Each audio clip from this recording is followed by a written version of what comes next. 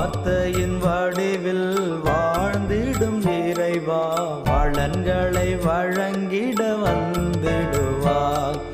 வார்த்தையின் வடிவில் வாழ்ந்திடும் இறைவா, வளன்களை வழங்கிட வந்திடுவாய். தொடக்க நூல் பிரிவு 26. முன்பு ஆபிரகாமின் காலத்தில் ஏற்பட்ட பஞ்சத்தை தவிர மேலும் ஒரு பஞ்சம் நாட்டில் உண்டாயிற்று. ஈசாக்கு பெலிஸ்தியரின் மன்னன் அபிமெலக்கை காண கெராருக்கு சென்றார். அப்பொழுது ஆண்டவர் அவருக்கு தோன்றி, எகிப்து நாட்டிற்கு நீ போகாமல் நான் உனக்கு காட்டும் நாட்டிலேயே தங்கியிரு. அந்நாட்டில் நீ அந்நியனாய் வாழ்வாய். நான் உன்னோடு இருந்து உனக்கு ஆசி வழங்குவேன். இந்த நிலங்கள் அனைத்தையும் உனக்கும் உன் வழி மரபினருக்கும் தருவேன். உன் தந்தை ஆபிரகாமுக்கு நான் ஆணையிட்டு கூறிய வாக்கை உறுதிப்படுத்துவேன். உன் வழிமரபை விண்மீன்களைப் போல் பெருகச் செய்வேன். உன் வழி மரபினருக்கு இந்த நிலங்கள் அனைத்தையும் தருவேன். உலகின் அனைத்து இனத்தாரும் உன் வழிமரபின் மூலம் தங்களுக்கு ஆசி கூறிக்கொள்வர். ஏனெனில் ஆபிரகாம் என் குரலுக்கு செவிசாய்த்து என் நியமங்களையும் கட்டளைகளையும் விதிமுறைகளையும் சட்டங்களையும் கடைபிடித்தான் என்றார். எனவே ஈசாக்கு கெராரிலேயே தங்கிவிட்டார். அங்குள்ளவர்கள் அவர் மனைவியை பற்றி அவரிடம் கேட்ட பொழுது அவள் என் சகோதரி என்றார். ஏனெனில் ரெபேக்கா பார்வைக்கு அழகுள்ளவராய் இருந்ததால் அவ்விடத்து மனிதர் தம்மை கொள்வார்கள் என்று நினைத்து அவள் என் மனைவி என்று சொல்ல அஞ்சினார். பல நாள்கள் அவர் அங்கு வாழ்ந்த பின் ஒரு நாள் பெலிஸ்தியரின் மன்னன் அபிமெலக்கு சாளரம் வழியாக பார்க்க நேர்ந்த போது ஈசாக்கு தம் மனைவி ரெபேக்காவை கொஞ்சிக் கொண்டிருந்தார். உடனே அபிமெலக்கு ஈசாக்கை அழைத்து, அவள் உன் மனைவி என்று தெளிவாய் தெரிகிறதே, பின் ஏன் அவள் உன் சகோதரி என்று என்னிடம் சொன்னாய் என்று கேட்டார். அதற்கு அவர், ஒருவேளை அவளை முன்னிட்டு நான் சாக நேரிடலாம் என்று நினைத்ததே காரணம் என்று அவனுக்கு பதில் அளித்தார். அபிமெலக்கு, நீ ஏன் எங்களுக்கு இப்படி செய்தாய்?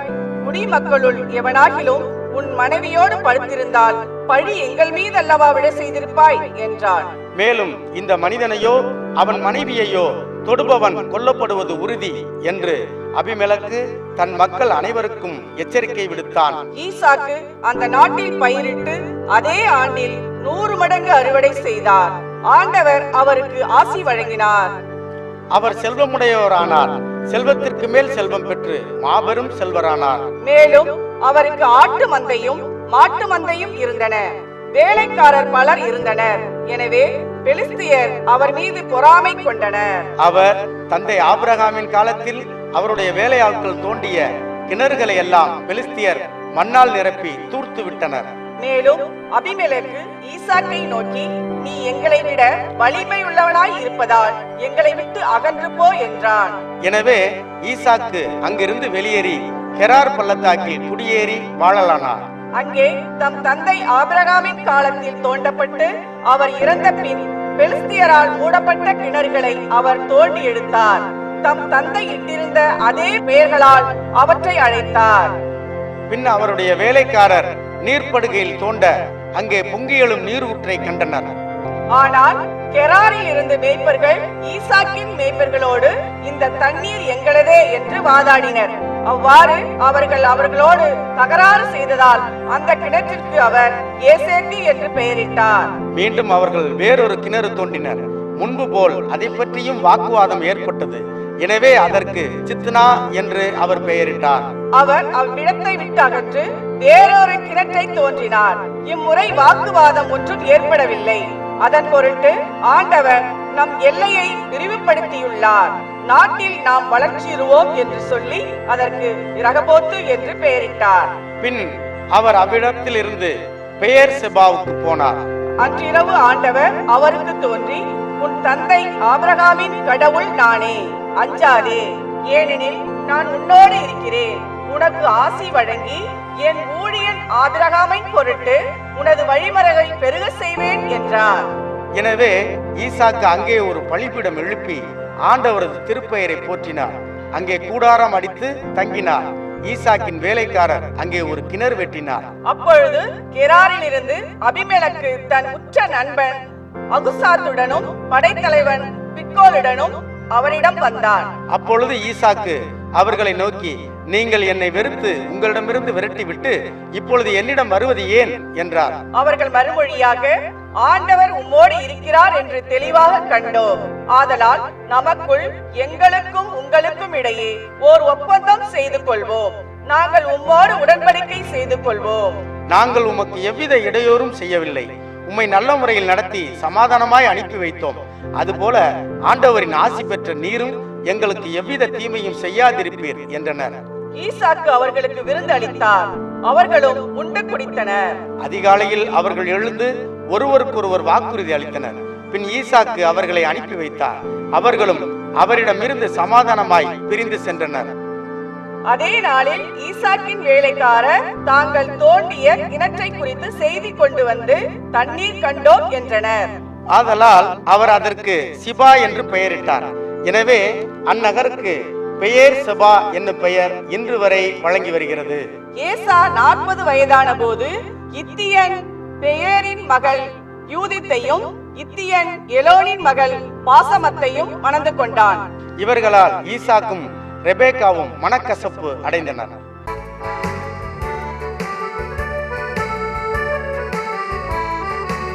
ஆண்டவர்க்கு நன்றி உரைப்பது நன்று. ஆண்டவர்க்கு நன்றி உரைப்பது நன்று. தொடக்க நூல் பிரிவு 27.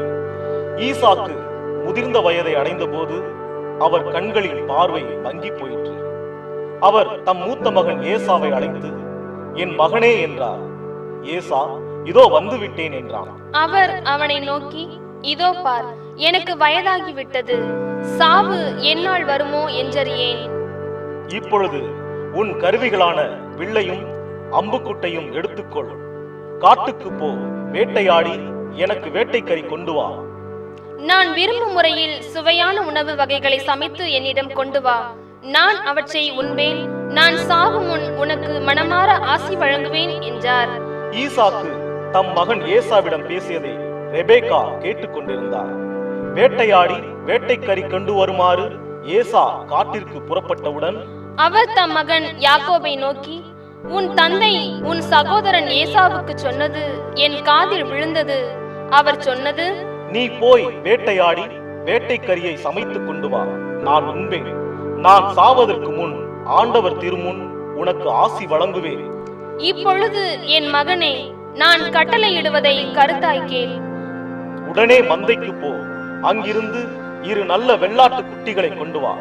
நான் அவற்றை உன் தந்தைக்கு பிடித்தமான முறையில் சுவையான உணவு வகைகளாக சமைத்து தருவேன். நீ அவற்றை உன் தந்தைக்கு உண்ண கொடுத்து அவர் சாவதற்கு முன் அவர் ஆசியை பெற்றுக்கொள் என்றார். யாக்கோபு தன் தாய் ரெபேக்காவிடம், என் சகோதரன் ஏசா உடலில் அடர்ந்த ரோமம் உடையவன், நானோ மிருதுவான உடல் கொண்டவன்.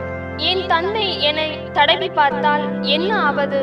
அவரை நான் ஏமாற்றுவதாக தெரிந்துவிட்டால் என் மேல் ஆசைக்கு பதிலாக சாபத்தை அல்லவா விழ செய்து கொள்வேன் என்றான்.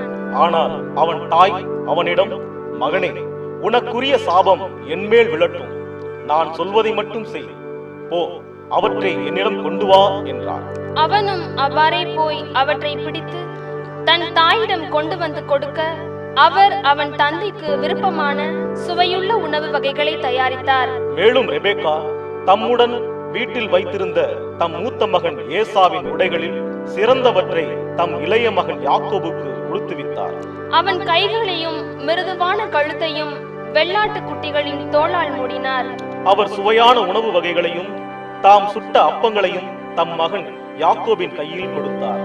அவனும் அவற்றை தன் தந்தையிடம் எடுத்துச் சென்று அப்பா என்று அழைத்தான்.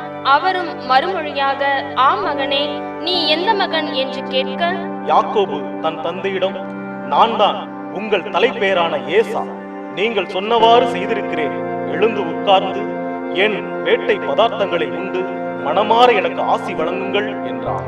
ஈசாக்கு தம் மகனை நோக்கி, மகனே, இது உனக்கு இவ்வளவு விரைவில் எப்படி அகப்பட்டது என்று கேட்க, அவன், உம் கடவுளாகிய ஆண்டவரால் தான் எனக்கு இது நிகழ்ந்தது என்றான். ஈசாக்கு யாக்கோபிடம், மகனே, அருகில் வா. நீ உண்மையிலேயே என் மகன் ஏசாதானா என்று நான் உன்னை தடவி பார்த்து தெரிந்து கொள்வேன் என்றார். யாக்கோபு தன் தந்தை அருகில் வந்தான். ஈசாக்கு அவனை தடவி பார்த்து, குரல் யாக்கோபின் குரல், ஆனால் கைகளோ ஏசாவின் கைகள் என்றார். அவன் கைகள் அவன் சகோதரன் ஏசாவின் கைகளைப் போல் ரோமம் அடர்ந்தவையாயிருந்ததால் அவனை அடையாளம் கண்டு கொள்ளவில்லை. எனவே அவனுக்கு ஆசி வழங்கினார்.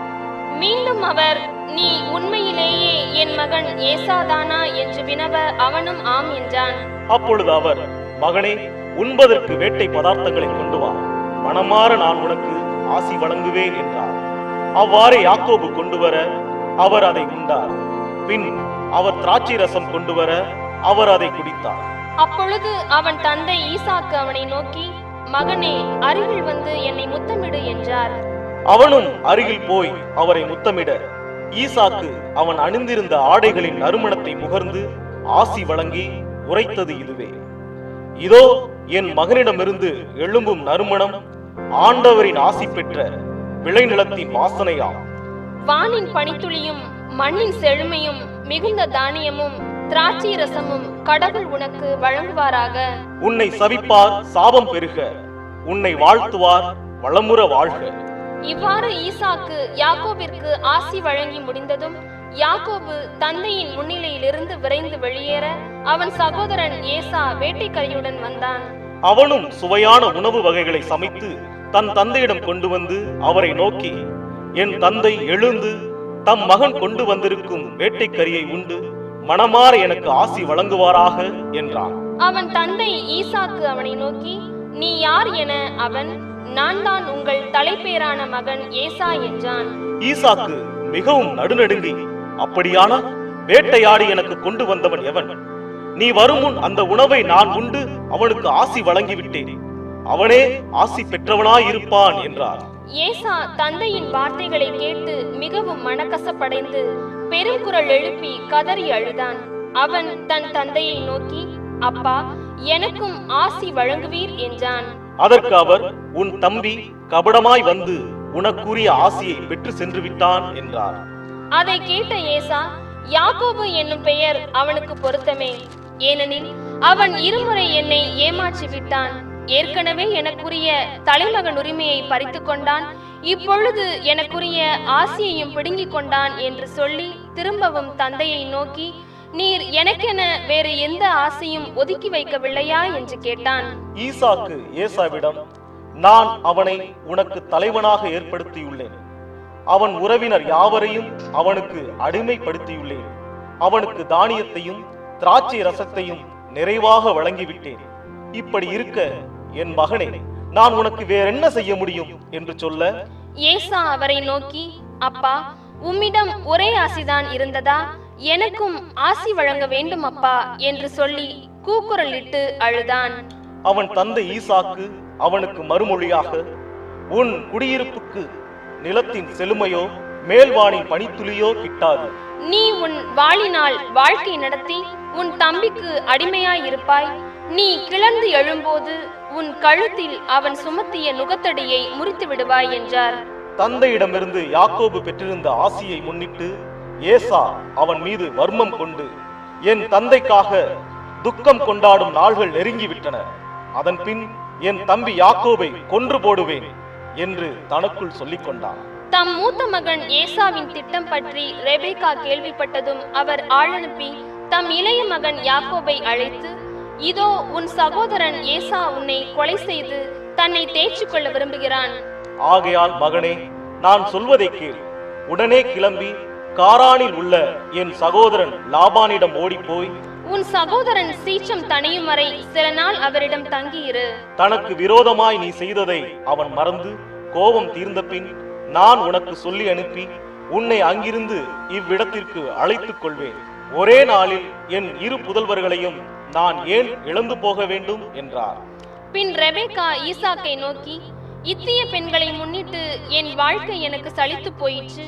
யாக்கோபும் அவர்களை போன்ற இந்நாட்டு பெண்களினின்றும் ஒருத்தியை மணந்து கொண்டால் என் வாழ்க்கை என்ன ஆவது என்றார்.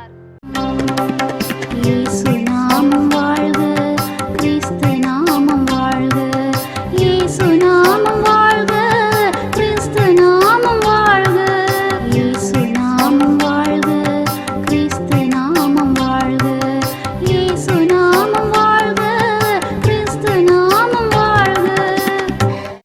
தொடக்க நூல் பிரிவு 28.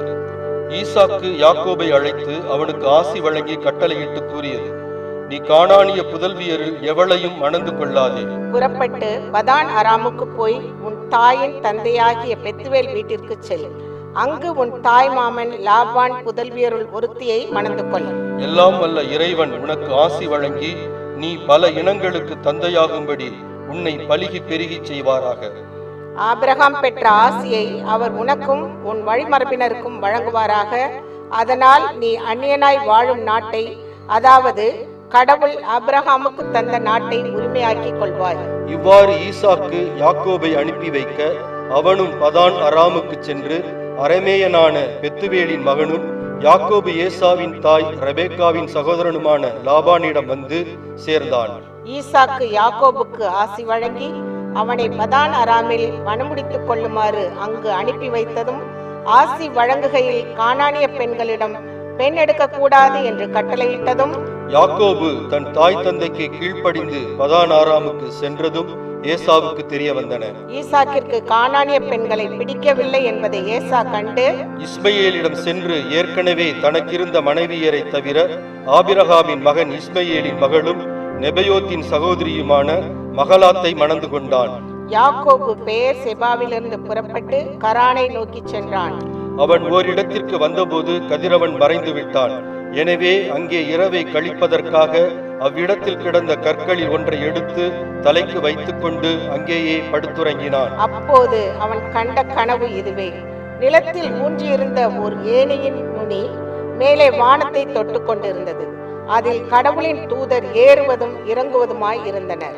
ஆண்டவர் அதற்கு மேல் நின்று கொண்டு, உன் மூதாதையராகிய ஆபிரகாம் ஈசாக்கின் கடவுளாகிய ஆண்டவர் நானே.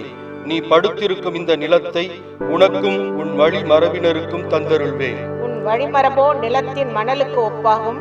நீ மேற்கு, கிழக்கு, வடக்கு, தெற்கு திசைகளில் பரவி செல்வாய். உன்னிலும் உன் வழிமரபிலும் மண்ணுலகின் எல்லா இனங்களும் ஆசி பெறுவன. நான் உன்னோடு இருப்பேன். நீ எங்கு சென்றாலும் உனக்கு நான் காவலாயிருந்து இந்நாட்டிற்கு உன்னை திரும்பி வரச் செய்வேன். ஏனெனில் நான் உனக்கு வாக்களித்ததை நிறைவேற்றும் அளவும் உன்னை கைவிட மாட்டேன் என்றார். யாக்கோபு தூக்கம் தெளிந்து, உண்மையாகவே ஆண்டவர் இவ்விடத்தில் இருக்கிறார், நானோ இதை அறியாதிருந்தேன் என்று அச்சமடைந்து, இந்த இடம் எவ்வளவு அச்சத்திற்குரியது! இதுவே இறைவனின் இல்லம், விண்ணுலகின் வாயில் என்றார். பிறகு யாக்கோபு அதிகாலையில் எழுந்து தலைக்கு வைத்திருந்த கல்லை எடுத்து நினைவு தூணாக அதை நாட்டி அதன் மேல் எண்ணெய் வார்த்து லூசு என்று வழங்கிய அந்த நகருக்கு பெத்தேல் என்று பெயரிட்டார். மேலும் அவர் நேர்ந்து கொண்டது: கடவுள் என்னோடு இருந்து நான் போகிற இந்த வழியில் எனக்கு பாதுகாப்பளித்து உண்ண உணவும் உடுக்க உடையும் தந்து என் தந்தையின் வீட்டிற்கு நான் நலமுடன் திரும்பச் செய்வாராயின் ஆண்டவரே எனக்கு கடவுளாக இருப்பார். மேலும் நான் நினைவு தூணாக நாட்டிய இந்த கல்லே கடவுளின் இல்லமாகும். மேலும் நீர் எனக்கு தரும் யாவற்றிலும் 10 1 பங்கு உமக்கு செலுத்துவேன். நன்றி சொல்ல எந்த நாவு துடிக்குதையா ஏசையா, நன்றி சொல்ல எந்த நாவு துடிக்குதையா. உங்க நன்மைகளை சொல்ல சொல்ல உள்ளம் மகிழுதையா ஏசையா, நன்மைகளை சொல்ல சொல்ல உள்ளம் மகிழுதையா. தொடக்க நூல் பிரிவு 29. யாக்கோபு கீழ்திசை மக்களின் நாட்டை நோக்கி காலெடுத்து வைத்து பயணமானார். இதோ வயல்வெளியில் ஒரு கிணற்றையும் அதன் அருகே கிடை போட்டிருந்த ஆட்டு மந்தைகள் 3ஐயும் கண்டார். அந்த கிணற்றில் இருந்துதான் மந்தைகளுக்கு தண்ணீர் காட்டப்படும். அதன் வாய் ஒரு பெரிய கல்லால் மூடப்பட்டிருந்தது. மந்தைகள் எல்லாம் ஒன்று சேர்த்த பின் இடையர்கள் கல்லை புரட்டி அவை குடித்து முடிந்ததும் மறுபடியும் கல்லை கிணற்று வாயில் மேல் தூக்கி வைப்பது வழக்கம்.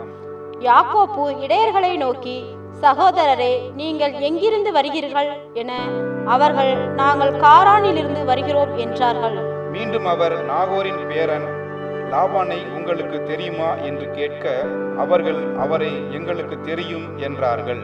அவர் நலம்தானா என்று யாக்கோபு கேட்க, அவர்கள், ஆம், அவர் நலமே. இதோ அவர் மகள் ராகேல் தன் ஆடுகளை ஓட்டிக்கொண்டு வருகிறாள் என்றார்கள். அப்போது யாக்கோபு, பொழுது சாய இன்னும் வெகு நேரம் இருக்கிறது. மந்தைகள் ஒன்று சேர்ப்பதற்கு நேரமாகவில்லை. ஆடுகளுக்கு தண்ணீர் காட்டி மேய்ச்சலுக்கு இட்டுச் செல்லுங்கள் என்றார்.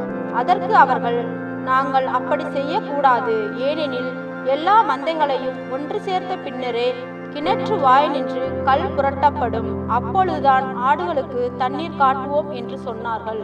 இப்படி அவர்கள் பேசிக் கொண்டிருக்கையில் ஆடு மேய்ப்பவளான ராகேல் தன் தந்தையின் ஆடுகளை ஓட்டிக் கொண்டு வந்தாள். ராகேல் தன் தாய்மாமன் லாபானின் மகள் என்றும் ஆடுகள் அவனுடையவை என்றும் யாக்கோப்பு கண்டார். எனவே கிணற்றை மூடியிருந்த கல்லை புரட்டி தன் தாய்மாமன் லாபானின் மந்தைக்கு தண்ணீர் காட்டினார். பின் ராகேலை முத்தமிட்டு கதறி ஆனந்த கண்ணீர் விட்டார். பின்பு தாம் அவள் தந்தைக்கு உறவினர் என்றும் ரெபேக்காவின் மகன் என்றும் அவளுக்கு தெரிவிக்க உடனே அவள் ஓடி போய் தன் தந்தையிடம் சொன்னாள். தன் சகோதரியின் மகன் யாக்கோப்பு வந்த செய்தி கேட்டவுடன் லாபான் அவருக்கு எதிர்கொண்டோடி அவரை அரவணைத்து முத்தமிட்டு தன் வீட்டுக்கு அழைத்துச் சென்றான். அங்கு யாக்கோப்பு தமக்கு நேர்ந்தவற்றையெல்லாம் எடுத்துரைத்தார். லாபான் அவரிடம், நீ என் எலும்பும் சதையும் அல்லவா என்றான். அவனுடன் அவர் 1 மாத காலம் தங்கியிருந்தார். அதன் பின் லாபான் யாக்கோப்பை நோக்கி, நீ என் உறவினன் என்பதற்காக ஒன்றும் வாங்காமல் எனக்கு வேலை செய்யலாமா? சம்பளம் எவ்வளவு கேட்கிறாய் சொல் என்றான். லாபானுக்கு 2 புதல்வியர் இருந்தனர். மூத்தவள் பெயர் லேயா, இளையவள் பெயர் ராகேல். ஆனால் லேயா மங்கிய பார்வை உடையவள், ராகேலோ வடிவழகும் எழில் தோற்றமும் உள்ளவள். யாக்கோப்பு ராகேலை விரும்பினார். எனவே அவர், உம் இளைய மகள் ராகேலுக்காக 7 ஆண்டுகள் உம்மிடம் வேலை செய்கிறேன் என்றார். அதற்கு லாபான், அவளை அந்நியன் ஒருவனுக்கு கொடுப்பதை விட உனக்கு கொடுப்பதே மேல், என்னோடு தங்கியிரு என்றான். அப்படியே யாக்கோப்பு 7 ஆண்டுகள் ராகேலை முன்னிட்டு வேலை செய்தார். ஆனால் அவர் அவள் மீது வைத்திருந்த அன்பின் மிகுதியால் அது அவருக்கு சில நாட்களாகவே தோன்றியது. பின்பு யாக்கோபு லாபானை நோக்கி, நான் என் மனைவியோடு சேரும் பொருட்டு அவளை எனக்கு தாரும், என் ஒப்பந்த நாள்கள் நிறைவேறிவிட்டன என்றார். ஆகவே லாபான் அவ்வூர் மக்கள் அனைவரையும் அழைத்து திருமண விருந்தளித்தான். ஆனால் மாலையானதும் அவன் தன் மகள் லேயாவை அழைத்து கொண்டு போய் யாக்கோபிடம் விட அவர் அவளுடன் உறவு கொண்டார். லாபான் தன் மகள் லேயாவுக்கு பணிபுரிய தன் பணிப்பெண் சில்வாவை கொடுத்தான். அதிகாலையில் அந்த பெண் லேயா என்று கண்டு யாக்கோபு லாபானை நோக்கி, நீர் எனக்கு ஏன் இப்படி செய்தீர்?